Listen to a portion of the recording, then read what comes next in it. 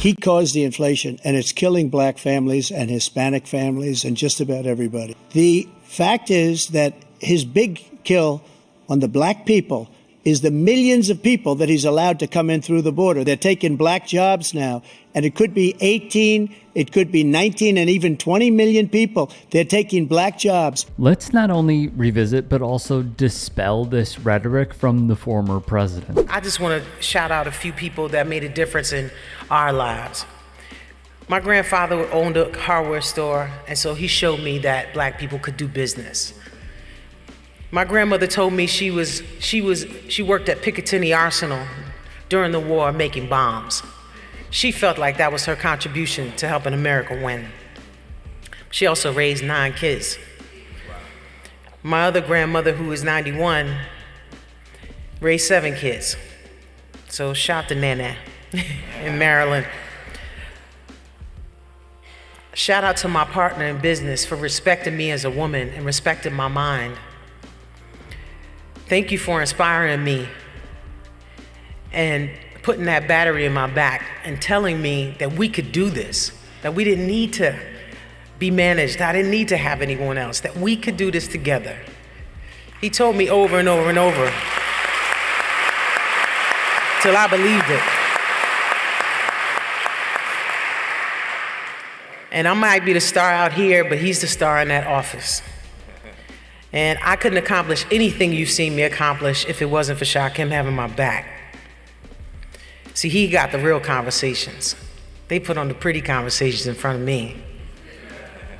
But they didn't know I was on the phone sometimes. Just listening. Hip-hop legend and A-list director, producer, writer, actor extraordinaire Queen Latifah kindly does the honors. Few Americans take the vile rapper Eminem seriously. He represents the lowest form of entertainment in this country and is a publicity hound to boot. In addition, the targets conservatives like Bill O'Reilly put on hip-hop to leave a stain in Republican voters' minds is riddled with preposterous segments and a deep-rooted misunderstanding of the genre. 2 doctors in England claim that writing and listening to rap can actually treat mental illness.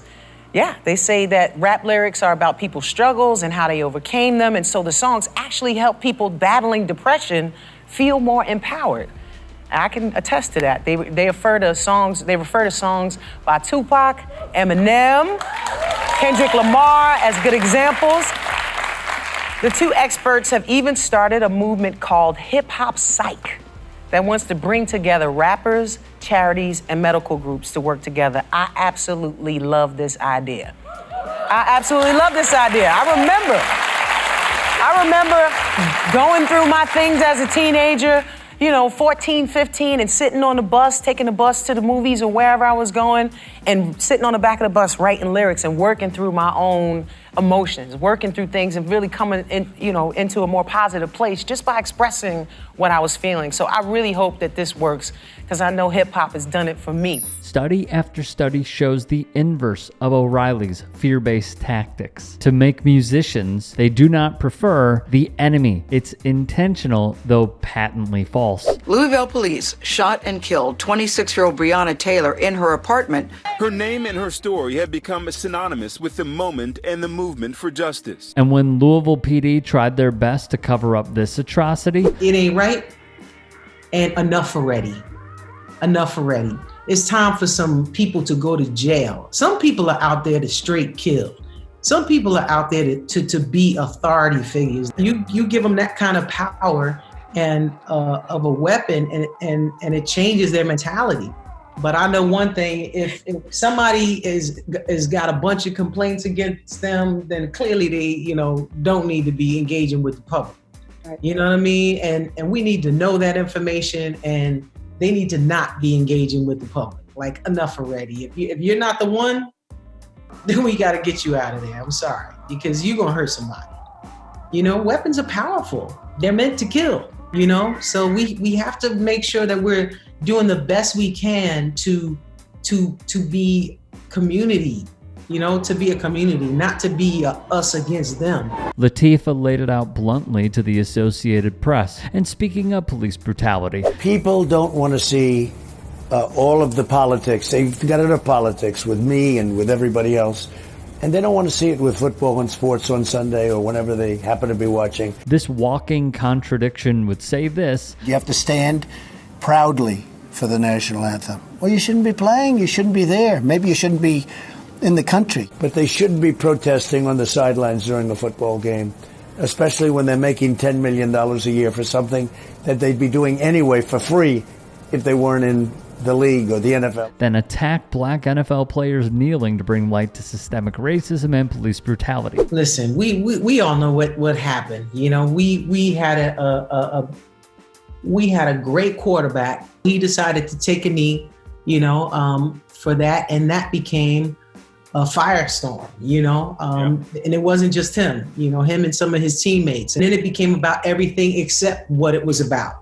It was strictly about police brutality. It was about the way the police were treating black men. Latifah rightfully breaks it down to a T, and how much of a farce it became for Republicans to change the overall message of the protest. We want to talk about all this black girl magic. This right here is black girl tragic. Surprise, surprise. A fraudulent man makes fraudulent statements to his loyal army of supremacists at the Blaze. First, I went to Italy. I went to Florence. I hired a guide. I went to Vatican City. Went to Rome. I saw all these things that were 2,000 years old, 3,000 years old. I was very impressed. And then I went to Greece. And then I saw things, that were like 5,000 years old. And 7,000 years old.